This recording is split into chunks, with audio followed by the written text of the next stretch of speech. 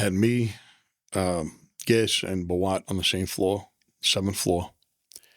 And I had Big Frankie, Richie Pagarulo, the Toop we used to call him because he had a toupee. Yeah, toupee. Who else was up there with them? There was one other guy up there with them. I think it was DeSantis or somebody. But I know we had another guy up there with them. And on the 11th floor, they would hold mass. Okay. So I don't think anybody was genuine about going to mass. I just think they meant it as they could have Everybody a little wanted to meet up. Yeah. So we would walk Gas down. And the priest couldn't even get a word in because all the noise, people trying to get Gas's ear, you know? Yeah. So anyway, the priest would stop. Everybody be quiet. Because he's a correction officer. He could lock you up. If you keep it up, he can just throw you in the hole. Yeah. And he wouldn't look at anybody. He just look at Gas. Because he knew you could make them all shut up. Right. I'm trying to do mass over here. You know, have him shut up. Yeah. So they looked at Gas as helping him out. Hey, Gas, tell him to shut up. He gets word from the street that Vic broke him.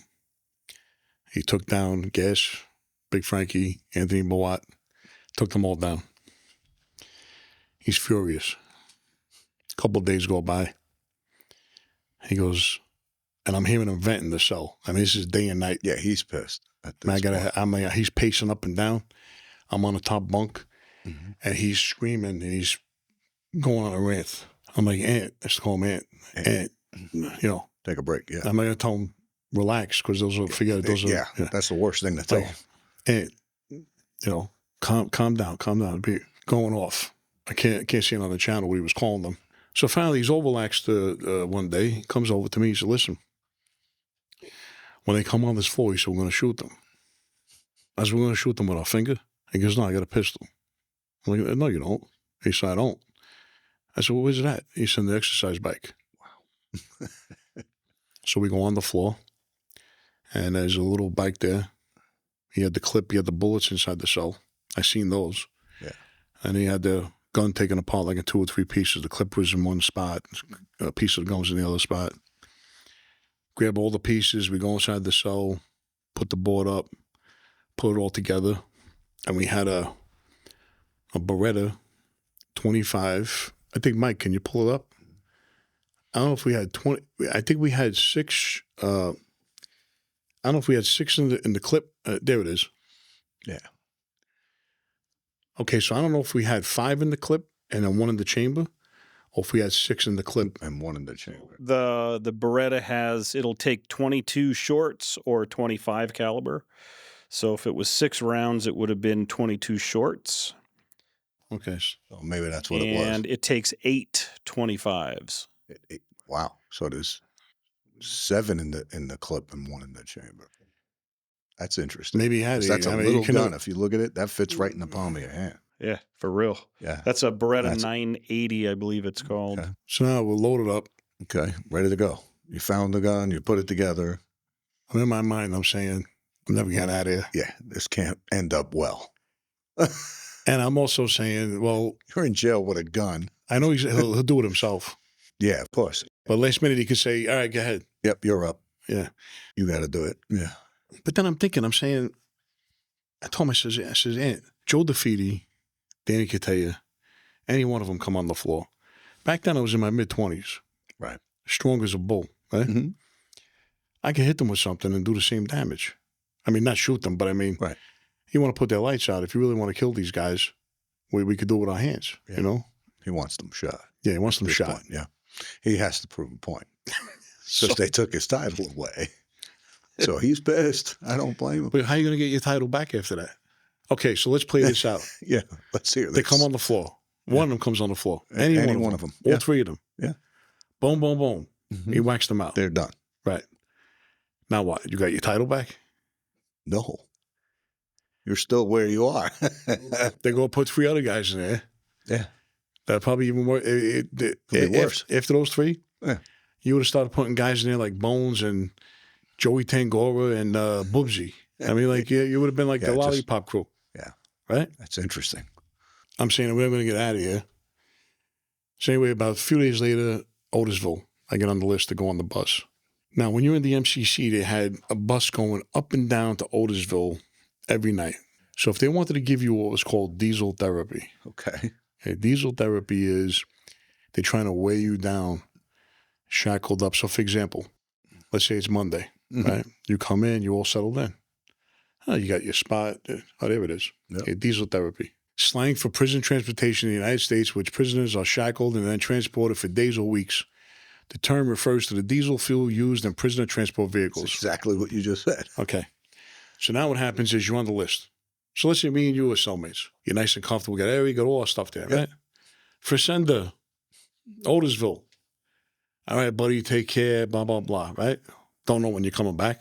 You get transported. But I'm going to hold your stuff. Okay. But you're packing stuff too because you need stuff to get there. Right, because you got to go. You get up there, you leave at, let's say, 8 o'clock at night. By the time you load up with shackles, with 100 other guys, you go on the bus, you go all the way upstate. By the time you get settled in, could be 2, 3 o'clock in the morning. Now you go, you're dead tired, you're sleeping, you got to get up, you're all disheveled, disheveled. You got to go and get your clothes. You got to, you have nothing, right? Yeah, there's no stability in that. You're just on the move. Well, now you come up there, there's old guys up in Otisville, and everybody's taking care of you. They give you a coffee cup, give you all this stuff that you need till you make commissary. Well, now the list comes out that night, the bus going down to MCC, Fresenda. What the fuck? I just came up here, right? So pack up again. Same routine. You get down to MCC. Hopefully you wind up on the same floor that you came from. Wow. Where you could get back to your old cellie, your old cellmate. Yeah. Right? So then what happens is you same thing, you unwind and everything else. List comes out again. Fresenda, Otisville. Oh, my God. This is just pure torture at this point. This is insanity at its finest. I think it was 4 or 5 days a week they would do that. Wow. The guy that I seen that went through the most diesel therapy was Mikey DeSantis. We lost count after 22 times. Wow. That's how bad. That's terrible. Consecutive. I get it. You're in prison, but there's a point where it's just like the torture needs to stop. So Pete Chiodo was testifying. Okay. They wanted to break Mikey. They always had him on the list. DeSantis. Oh, man. And I'm his cellmate. Yeah. So I go, don't worry about it. You got everything here and everything else. Yeah. He said, I'll probably be back tomorrow, he said, because they're giving me diesel therapy. Sure enough, here comes the new guys. Mikey's back. Mikey's back. That night, right? DeSantis. It's all done on purpose. So that didn't work. So what do? They throw him in the hole. So the feds, they could come in anytime they want and lock you up. He said, what am I being locked up for? Right. Under investigation. And they don't have to explain They nothing. don't got to explain nothing. They just put you under investigation. They could keep you like that. Back then, they could keep you indefinitely. In the hole? Yes. Now that's real torture. Today they can't do that. They got to come up with, because of that, when they got away with that, they will be able to lock a guy up under investigation for years and have no legitimate reason. You don't have to tell him why he's in there, No. or anybody for that matter. You just do what you want. Because of that through the years, when I came back on this bid, right, they can't do that no more. They just can't lock you up and say under investigation. Or if they do, they can only keep you for like 30 days. Okay. Because then they have to come up with something. SIS has to come up with something. Pull up SIS. It's in the BOP. They're called Special Investigatives or whatever they are. SIS is like they investigate all the stuff in the BOP. They're kind of like separate, but they work for the BOP. So they're the ones who stop all that? No, they're the ones who cause the investigation. They'll go lock this guy up. Okay. So those are the guys at the cause of it all. Yeah, SIS. I see. Yeah. Okay. Wow. So interesting life in there, man. I mean, it's a whole nother world. Some of the guys I seen in there, I mean, it was an embarrassment. An embarrassment, like you say, this guy was a made guy. This guy was a gangster. I get out on the street, I never look at him the same. This guy's a joke. And a mutt. I seen guys get punked out in there, right? I'll give you an example. Talk about just positions only, right? Yeah. I had a case in the Southern District of Massachusetts, up in Boston. So when it came time, when I got closer to my trial date, I had to go up to Boston. So I went all through the jails up there. I went to a jail. There was one in, the oldest jail in the country. It's called Plymouth.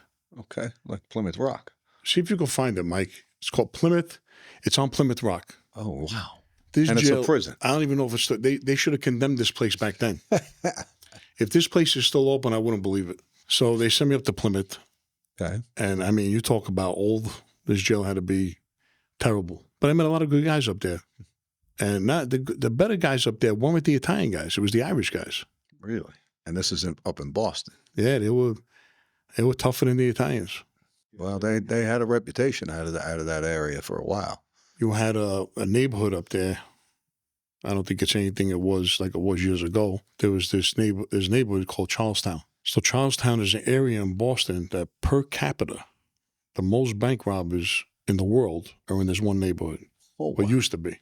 Yeah. So back there was a culture with the bank robbing. Great-grandfather robbed the bank.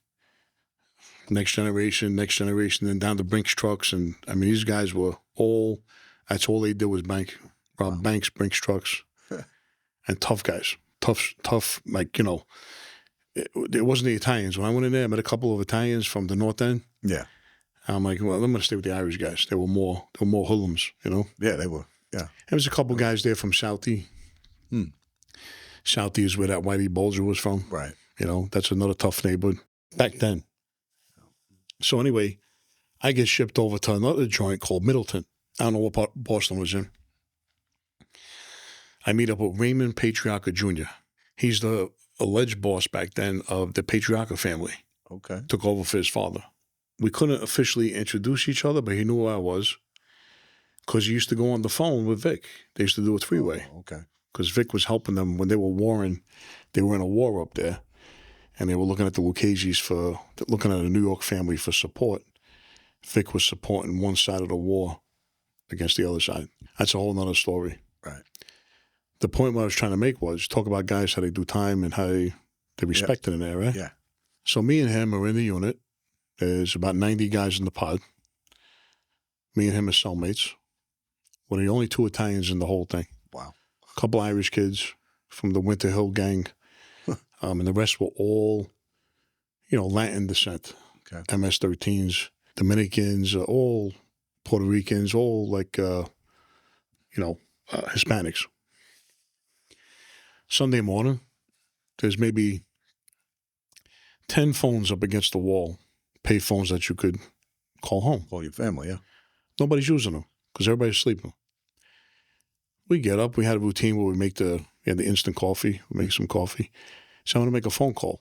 I'm watching him. Goes to make a call. He sits down in the chair and he's making a call. Some kid come out of nowhere, Spanish kid. Mm-hmm. Walks over to him while he's on the phone and goes, "Hey, mira." Like this to his watch. Mm-hmm. Like, how long can it your be? time's up, yeah. So Raymond looks at him and says, the kid was Dominican. He goes, "You on Dominican phone? You got to get off." Really?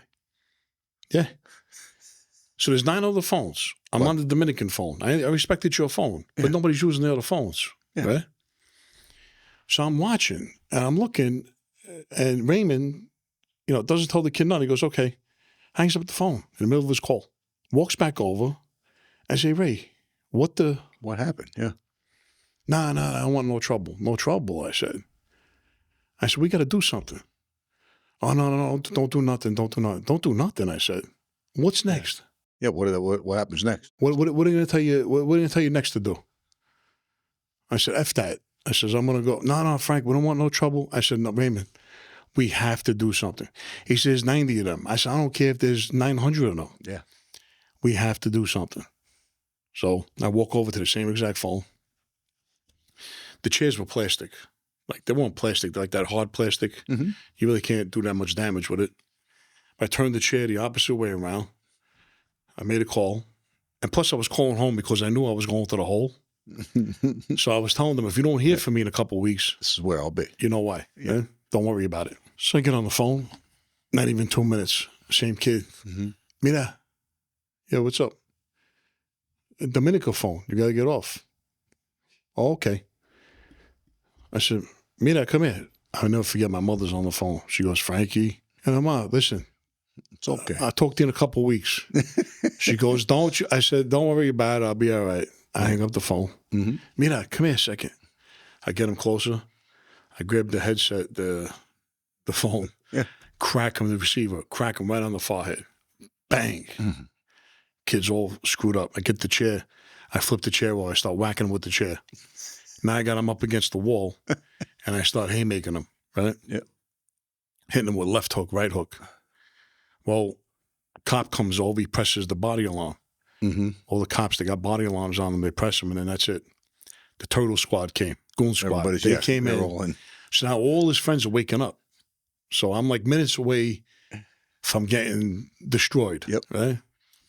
They come in, they march in, they grab me, they stop the whole thing. Yep. They tell the kid, they hover over the kid.